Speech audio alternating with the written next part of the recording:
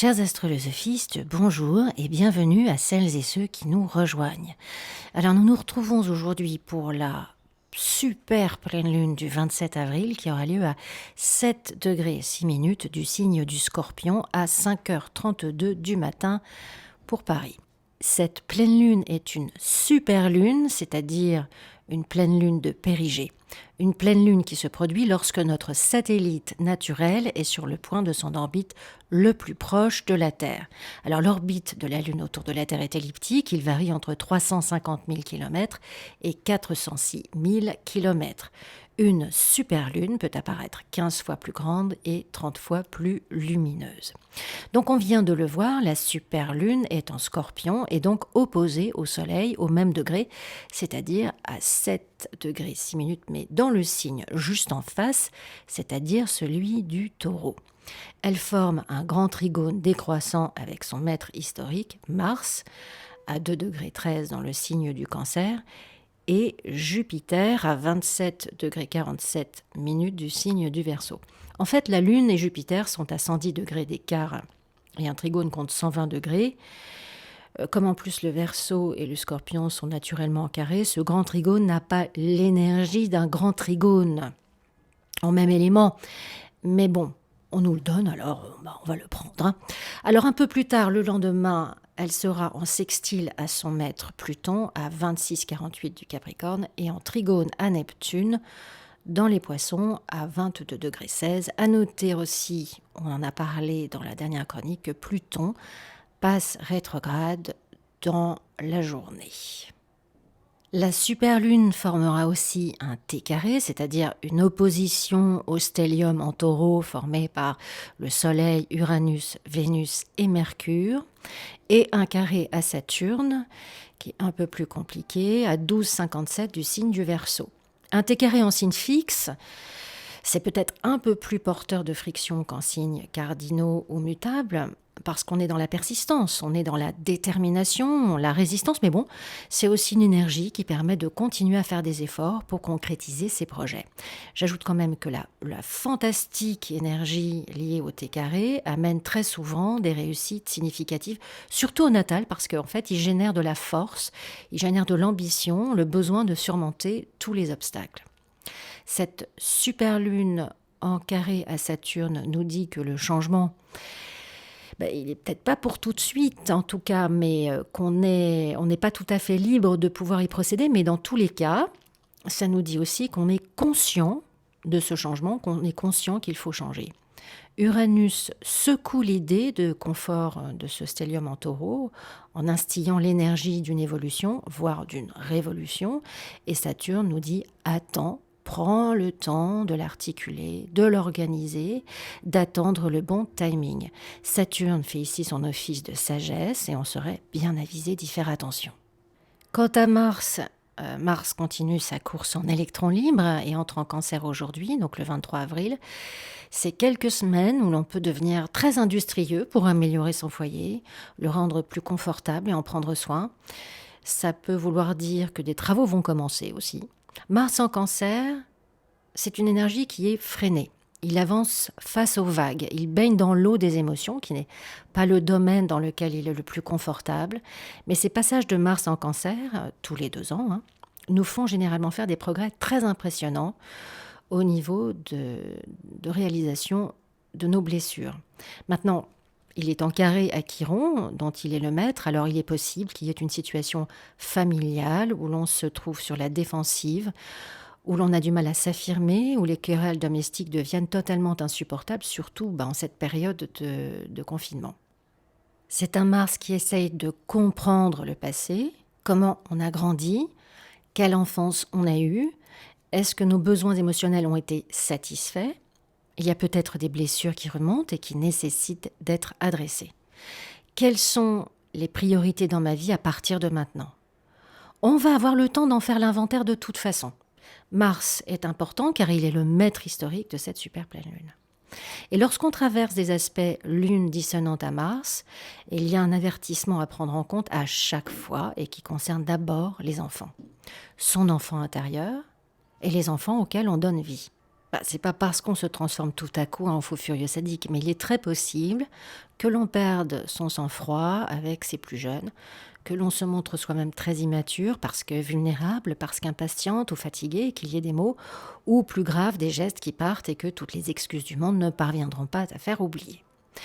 On peut aussi se faire du mal à soi-même. Donc, vigilance de ce côté-là en cette période. Toute cette lune touche aussi évidemment le côté maternel. Lorsque la lune est en Scorpion, les contacts avec notre mère sont émotionnels, très intenses, soit parce qu'il existe un fort ressentiment, de la manipulation affective, soit parce que la communion émotionnelle est totalement lumineuse. De toute façon, c'est toujours bien d'anticiper ces journées, de les commencer avec une méditation matinale et de se dire qu'on restera imperméable à toute provocation, que l'on va prendre soin de soi. Cette énergie, de toute façon, va passer, comme toutes les autres, et l'on peut en faire une super pleine lune, très créative et très productive. Alors Mars se trouve sur le degré 0, qui correspond au degré Bélier, franchi en signe cardinal, Bélier, Cancer, Balance et Capricorne. C'est important pour toutes les planètes. Il signe vraiment le commencement de quelque chose. C'est un degré qui nous concerne toutes et tous. En France, ça peut correspondre à la date de la fin du confinement ou son prolongement, mais on voit bien qu'il y a une décision qui est prise et qui n'est pas du goût, Soleil Taureau, de tout le monde, Lune en Scorpion. D'autant qu'avec ce carré à Saturne, on peut s'attendre à de nouvelles complications sur tout ce qui concerne l'alimentation, la nourriture, donc l'agriculture, les restaurants, etc. De façon plus intime, ce Mars à 0 degré du Cancer se place exactement où a eu lieu l'éclipse solaire du 21 juin 2020, donc à voir dans quelle maison vous avez le degré 0 du signe du Cancer. Mars est aussi en carré à Neptune depuis le 10 avril et jusqu'à la mi-mai. Alors c'est pas terrible question énergie physique, on risque de se sentir fatigué, désorienté, de remettre à demain pas mal de choses. Ce peut être donc une période de procrastination, mais qu'on ne doit surtout pas juger. Quand on perd de vue sa destination, c'est pas mal de rester là où on est plutôt que de se lancer dans un chemin totalement hasardeux, surtout si on le fait par culpabilité. Alors les planètes personnelles sont passées du Bélier au Taureau, amenant une forte énergie de concrétisation après la période de nouvelles idées.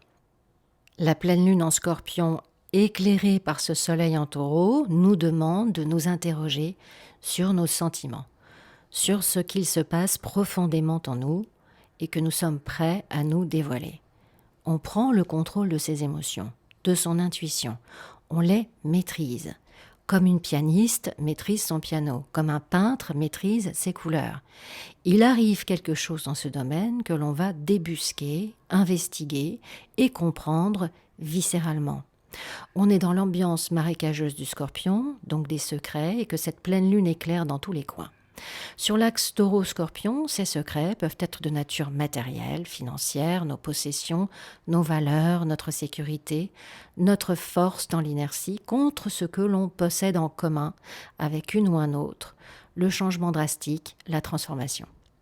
Le soleil en Taureau stimule notre plaisir du pastoral, des choses simples mais tangibles de la vie, quand la lune en Scorpion attire notre attention vers les complexités, les mystères, tout ce qui couve sous nos pieds. Le soleil en Taureau évoque l'idée de puissance et de fougue irrésistible, symbole de la force créatrice, la chaleur qui anime tous les êtres vivants. C'est un signe de naissance, d'augmentation. Le symbolisme du taureau est également lié à celui de l'orage. Par exemple, dans la tradition grecque, les taureaux indomptés incarnent le déchaînement sans frein de la violence. Il est lié à celui de la pluie, la semence, et évidemment de la lune. La lune est exaltée dans le taureau. Et d'ailleurs, il est fort probable que d'ici la nouvelle lune en taureau, le 11 mai, on aura franchi une étape très significative de notre projet. La lune en Scorpion, elle y est en chute. La nuit, le Scorpion incarne l'esprit belliqueux, embusqué, prompt à tuer, à se venger. Il est le vengeur d'Artémis, déesse de la Lune. Lorsque Orion tente de violer Artémis, elle le fait piquer par le Scorpion. Il est l'instrument de la justice vindicative. Alors au solaire, c'est intéressant aussi parce qu'avec le soleil, le Scorpion est davantage dans l'abnégation et le sacrifice maternel. Par exemple, la durée de gestation de la femelle scorpion est très longue comparée à celle du règne animal dans son ensemble. Et les embryons de tous les scorpions ont des relations très très étroites avec l'organisme maternel. L'axe taureau-scorpion peut être assimilé à la pénétration du principe mâle dans le principe femelle, du feu dans l'humidité, du soleil dans la lune, et ainsi d'expliquer le symbolisme de la fécondité, le principe cyclique de la mort et de la renaissance. Avec cette super pleine lune, il s'agit moins de tuer la bête intérieure que de l'apprivoiser ou au moins de se l'expliquer. Dans l'idéal, on trouve un juste équilibre entre les deux, entre garder pour soi et partager. La pleine lune est toujours une énergie de déclaration émotionnelle très intime. Elle expose des tensions, elle expose des impatiences qui sont certainement là depuis un petit moment. Aujourd'hui, on nous demande de l'exprimer. Mais comme cela vient juste de se révéler à nous-mêmes, il vaut mieux prendre son temps pour se faire afin d'être le plus clair possible, afin de l'articuler calmement et équitablement.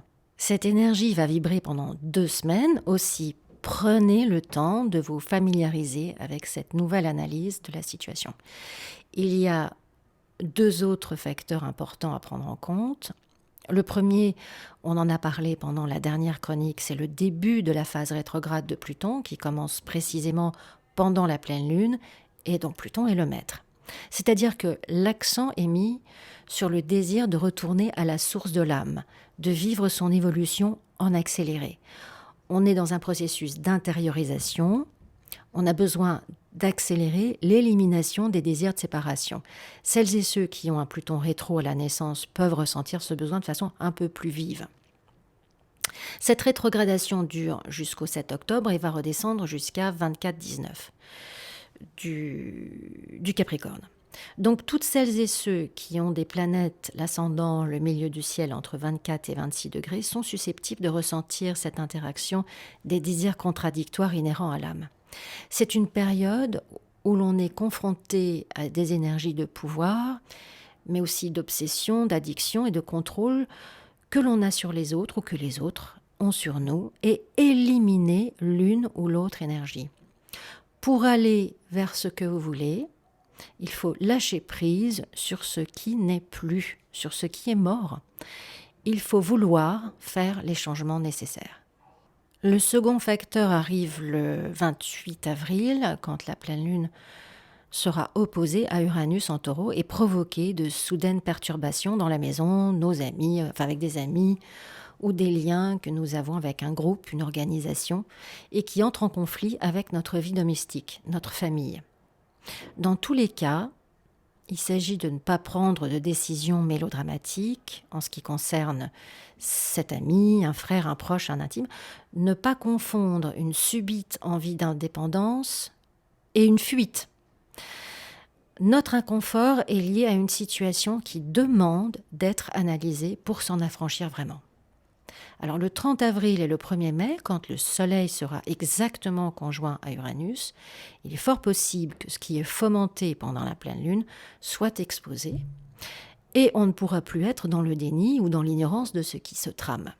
C'est sans doute déstabilisant, aussi on va prendre un moment pour faire le tri, pour ne pas tout mélanger. Examinons nos motivations personnelles et faisons preuve de bon sens.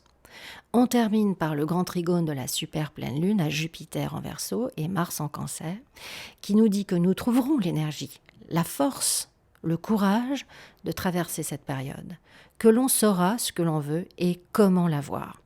Ce trigone nous aide à surmonter et vaincre les défis de Saturne et Uranus.